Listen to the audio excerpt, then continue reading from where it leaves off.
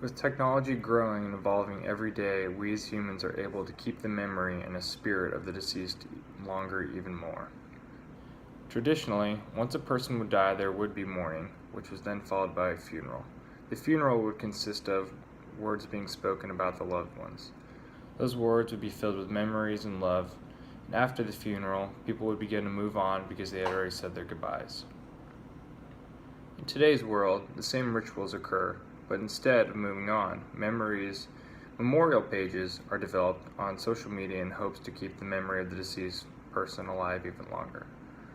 The social media memorial page has a positive idea to it. It allows people to share pictures and memories and other things like that. It also creates a network for people to communicate with one another about where the funeral might be or any other useful information like that. In the reading that we had assigned for this week, there was a research paper called There Isn't Wi-Fi in Heaven, which was done by Alice Marwick and Nicole B. Ellison. And the research argues that the social media memorial pages aren't as meaningful and heartfelt as one might assume. Through the research, they found that most people were participating in social media memorial pages for a handful of reasons. Reasons such as they felt that it was expected of them to comment and engage in activity on the memorial pages, or they wanted to get the page more likes or gain more followers or things like that get more followers themselves by participating in the memorial page. The research studied a quantity of memorial pages and found a lot of similar results. A lot of the similar results included people posting statements such as, "Are we near 1,000 yet? I can't see. If so, she was definitely loved."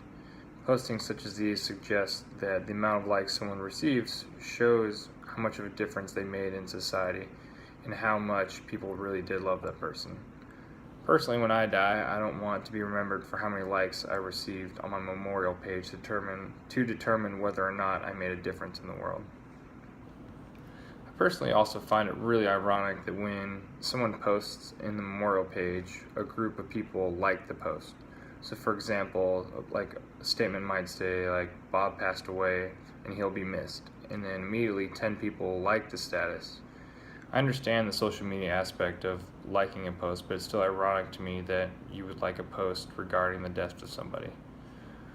Another point that is addressed in Marwick and Ellison's article is the flow of grief tourists and trolls on the social media memorial pages.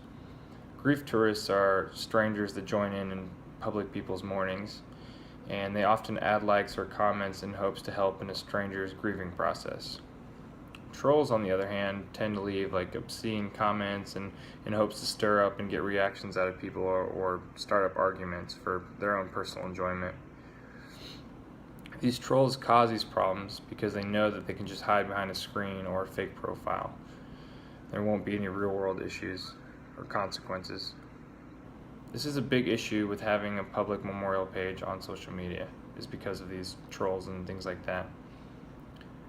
The end goal of these memorial pages on social media is to keep the deceased person alive through technology for a longer period of time through pictures and videos and other kinds of postings in memory of that person. In the research, There Isn't Wi-Fi in Heaven, it is mentioned that if Facebook is notified through an online form that the user has died, the profile becomes a memorial page. I find it really interesting that these memorial pages are supposed to keep someone in their memory alive, yet they refer to them as a user instead of a person because they're just another pawn playing in the world of technology. By living in a world where everyone is on social media, it creates an easy environment for marketing and promoting oneself to others through social media platforms. Unfortunately, memorial pages can be used as a place for marketing as well. A grief tourist can come along like a bunch of posts about the deceased, and now other page members become curious of how the grief tourist knows the deceased. Once they become curious, they click the person's page and bring traffic to that person's page. It gains the grief tourist's attention and brings marketing to his or her page. Before you know it, it isn't about the deceased anymore, and it's about looking into a stranger's profile and what they do for themselves. In conclusion, memorial pages are built around a helpful structure that is meant for those in mourning to keep the spirit and memories of their deceased loved one alive by constantly sharing photos and videos and memories. My argument is that these social media memory pages, memorial pages, become a place where people feel obligated to like pictures and post even if they barely know the person, because it's expected by that person through like a social norm. I also argue that people start rating the popularity and importance of the deceased people had in society based off the amount of likes the person's memorial page receives.